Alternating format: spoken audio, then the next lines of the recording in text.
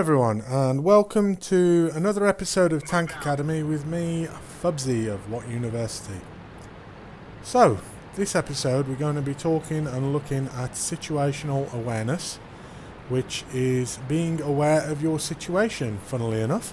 Knowing where the enemy are, where the immediate threats are, what the threat to your cap circle is, and also vice versa, knowing where your friendly tanks are, who you can support, who can support you, and how you can put pressure on weak spots in the enemy's lines, or how you can put pressure onto the enemy cap circle. Now, a little bit different this episode because I'm not in a heavy tank. This time it's the Waffenträger E100, my favourite tank destroyer. This tank has an absolutely fabulous gun, and that is about it. It's got a hugely long reload. It takes a minute to reload. Its camo rating is awful, and its turret, apart from being absolutely humongous, can be penetrated by a tier 1 gun, despite the fact this is a tier 10 tank destroyer. So you've got to keep the gun going in this. All the time that the gun is not active, you're really not helping your team. You're not playing your tank to its strength. As you can see then, talking about situational awareness, as you can see from the screen, the entire team has gone along the western side of the river, with the exception of the 2 artillery pieces. Now, one of the artillery pieces has already died, and the second one has fallen back into a little bit of cover, and is now sending out hate in the messaging there. Now, with a little bit of situational awareness, the artillery players could have maybe stayed on the west-hand side as well, giving themselves more chance of being protected by the team. But they've not done that. They've gone on to the eastern side, and now they're both out the game. So our team is already without any artillery at all, whereas the enemy team have got 3 artillery pieces left. Now, as you can see here, although I'm holding this position and attempting to play the waiting game and wait for a target to appear that I can unload into, it's not really happening.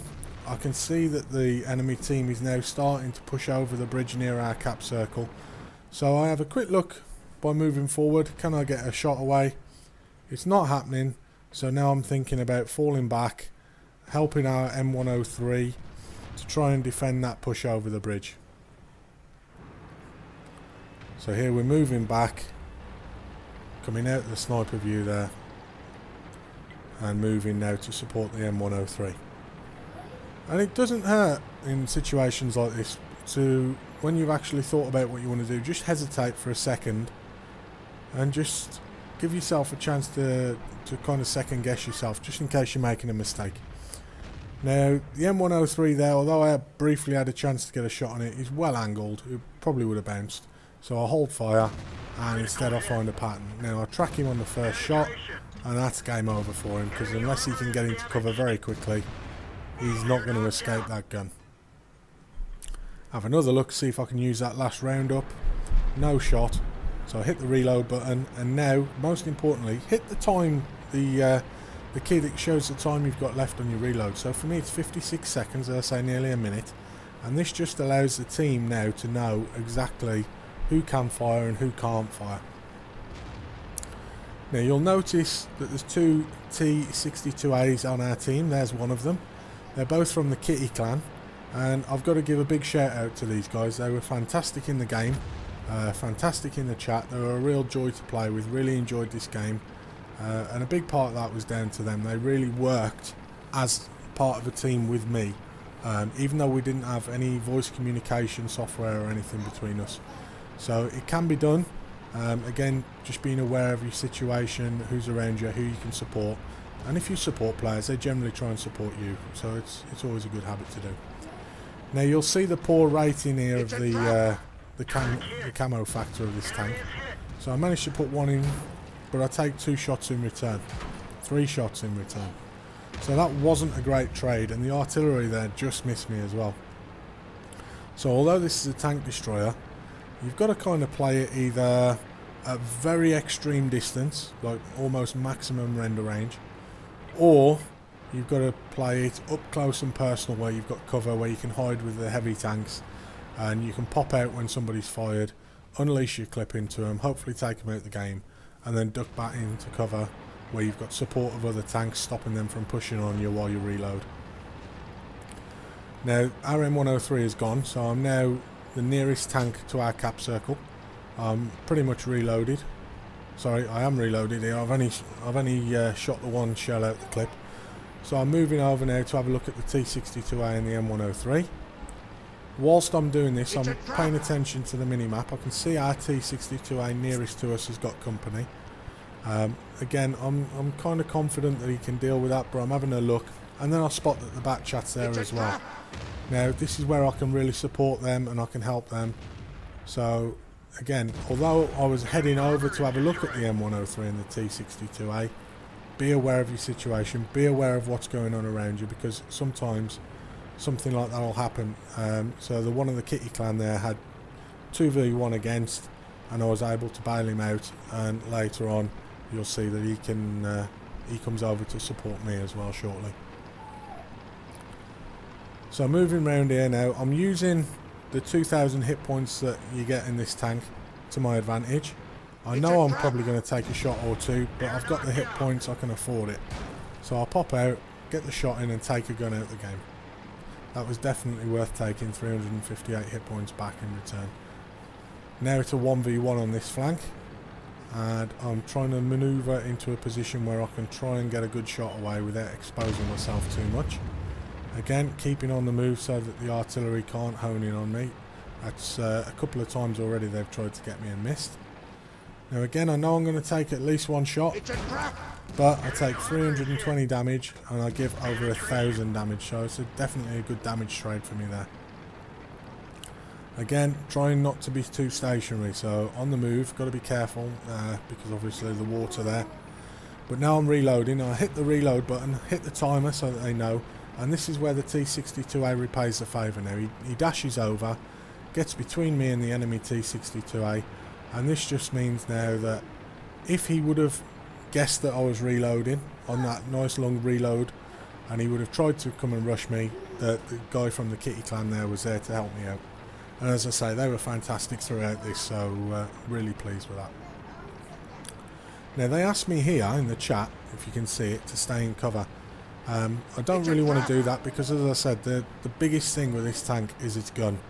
You've got to keep the gun singing all the time. So as soon as I'm reloaded, I'm looking, can I pop out, can I catch someone, can I do a bit of damage. Now I see I can get a shot on the Conqueror here.